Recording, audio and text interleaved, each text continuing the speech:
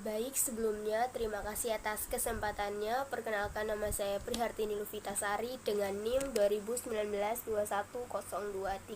Di sini saya akan menjelaskan tentang pembuatan masker kain dengan memanfaatkan kain bekas dan penambahan aromaterapi agar pernafasan kembali lancar.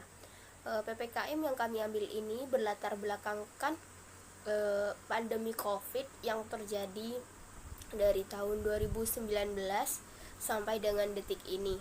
Selama pandemi ini banyak sekali masyarakat yang membutuhkan masker. Di pasar sendiri sudah sangat langka saat awal pandemi karena kelangkaan masker bedah, masker respirator N95 maupun masker non medik yang ideal untuk mencegah infeksi virus corona.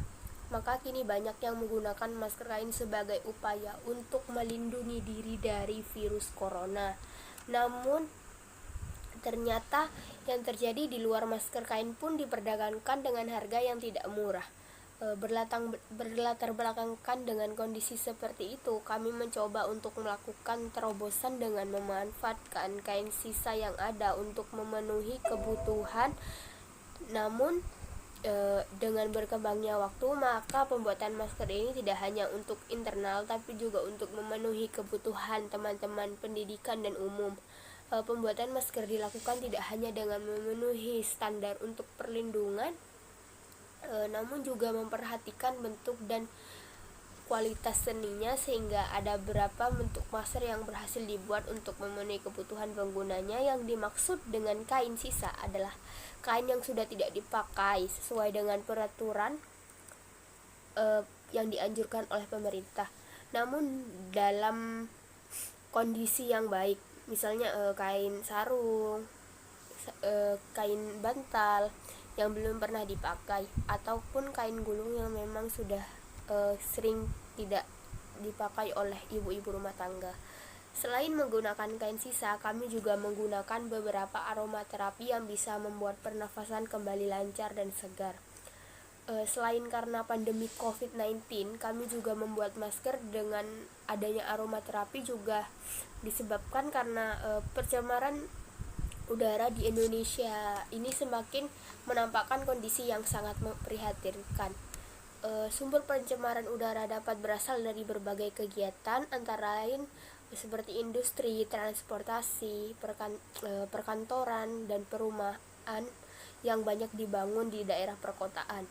Berbagai kegiatan tersebut merupakan kontribusi terbesar dari pencemaran udara yang dibuang ke udara bebas.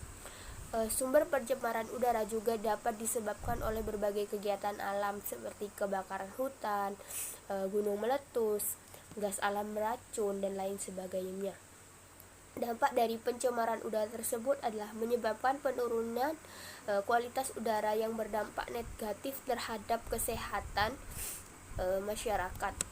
Pertumbuhan pembangunan seperti industri, transportasi, dan sebagainya memberikan dampak positif, namun di sisi lain akan memberikan dampak negatif, di mana salah satunya berupa pencemaran udara dan kebisingan, baik yang terjadi di dalam ruangan atau indoor maupun di luar ruangan atau outdoor, yang membahayakan kesehatan manusia dan terjadinya sumber penyakit. Udara yang mengandung karbon, nitrogen, sulfur, timbal, dan ozon dapat menimbulkan gangguan pernafasan, kanker, menurunnya tingkat kecerdasan, bahkan bisa mematikan. Perlu disadari dan dipahami oleh masyarakat bahwa polusi udara dari kendaraan bermotor berbahan bakar bensin atau spark ignition engine menghasilkan 70% karbon monoksida, 100% plumbum, 60% hidrokarbon, dan 60% oksida nitrogen. Selain itu, kendaraan bermotor diesel menghasilkan partikel halus yang akan mengendap lebih dalam di paru-paru manusia dan menjadi faktor pemicu kanker. Oleh karena hal itu, muncul ide kami untuk berwirausaha dengan mempertimbangkan besarnya pencemaran udara yang disebabkan oleh kendaraan bermotor dan COVID-19 yang terjadi di Indonesia. Baik, selanjutnya yaitu tentang strategi marketing mix. Produk masker yang kami buat untuk menjaga dari adanya wabah COVID-19 dan polusi udara menggunakan kain brokat sebagai kain luaran, dan untuk kain di dalamnya menggunakan kain yang sejuk dan adem agar kita mudah untuk bernafas. Tidak cukup dengan itu, produk kami juga terdapat aromaterapi di dalamnya sehingga pengguna ketika menghirup udara bisa merasa segar dan tidak engap. Kemudian masker kami dihiasi dengan adanya diamond atau manik-manik agar produk ini bisa dilihat semenarik mungkin ketika digunakan. Yang kedua yaitu untuk harga.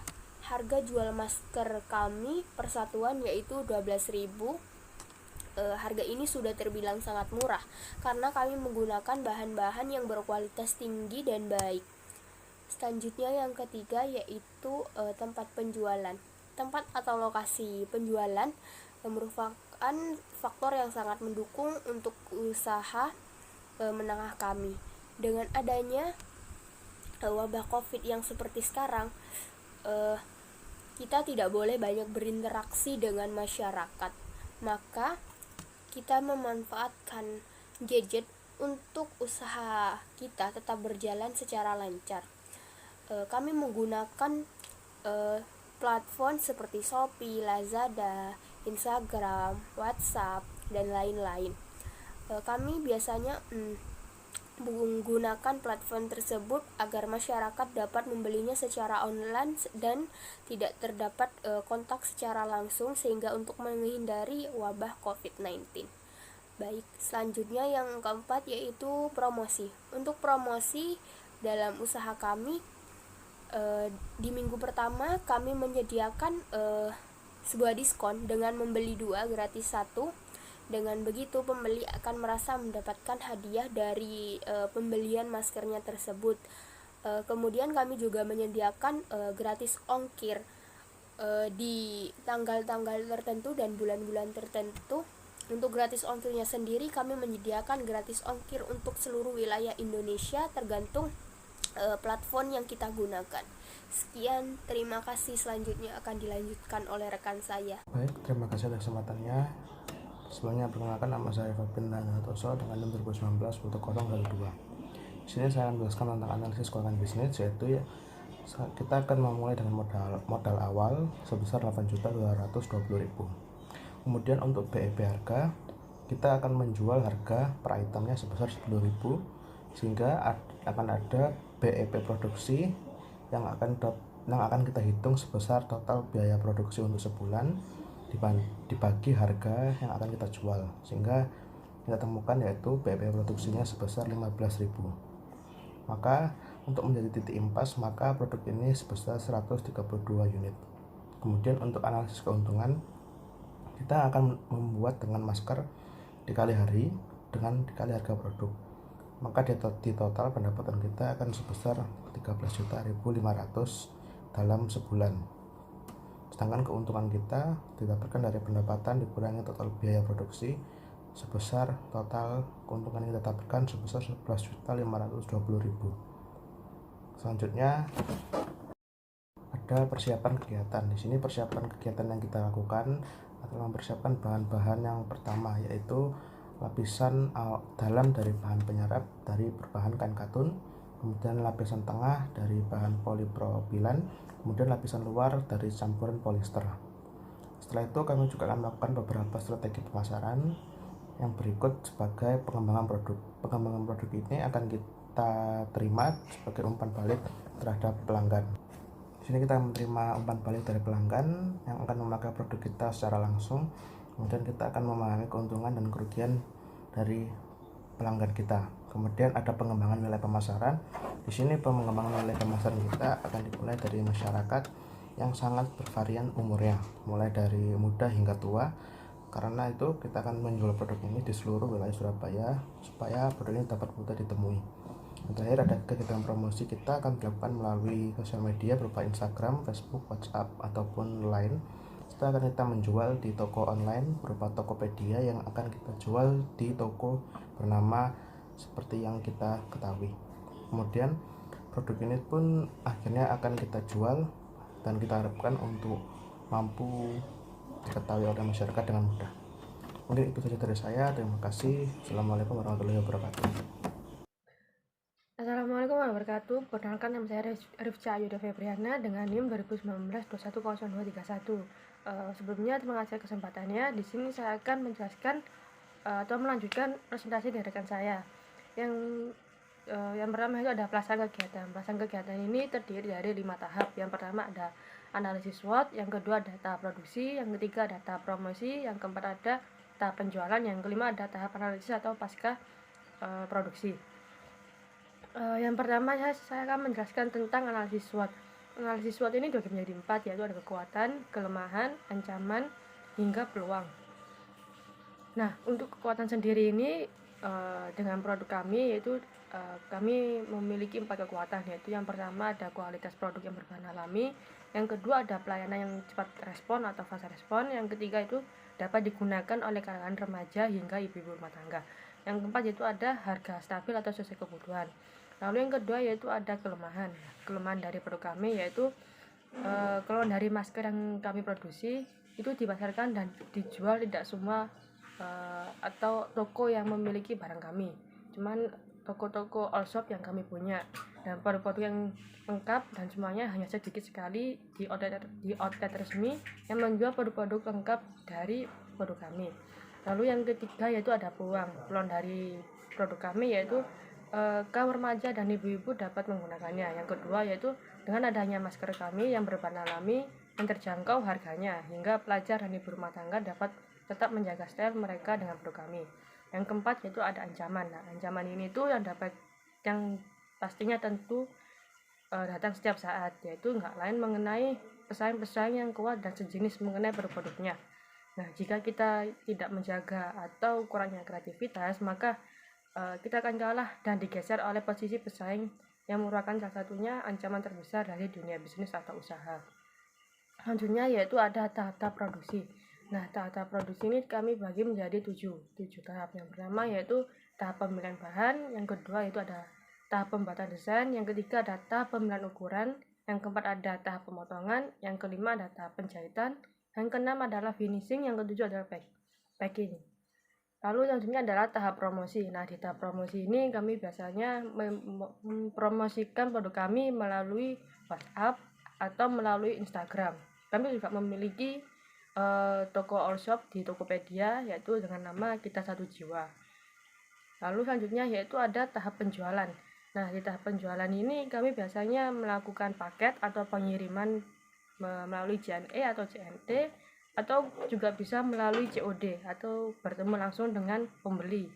Lalu selanjutnya itu ada tahap analisis data atau pasca produksi. Nah, setelah kita melakukan penjualan, kita analisis bagaimana sih penjualan kita salah satu bulan ini, apakah sudah mencapai BEP atau belum. Jika belum, kami akan mengubah produksi kami hingga produk kami itu disukai oleh kalangan-kalangan sekitar, atau kami juga akan mempromosikannya lebih banyak lagi. Selanjutnya yaitu tentang keberlanjutan usaha. Keberlanjutan usaha setelah kami analisis dan kami periksa apakah produk kami gagal atau tidaknya, yaitu masker kesehatan berbasis kecantikan yang kita buat ini kita yakin di masa yang akan datang akan terus berjalan, karena setiap harinya masyarakat terus membutuhkan masker yang setiap hari dipakai. Nah, sehingga kita yakin bahwa masker yang akan kita jual akan terus menarik perhatian dari masyarakat, dengan harapan akan turut membantu serta melindungi dari faktor masyarakat kapanpun dan dimanapun. Nah, serta peluang yang kita harapkan yaitu untuk terus mengembangkan masker kita dengan berbagai model atau tipe dan meningkatkan tingkat kenyamanan pada penggunanya. Sekian dari presentasi saya, selanjutnya akan dilanjutkan oleh rekan saya.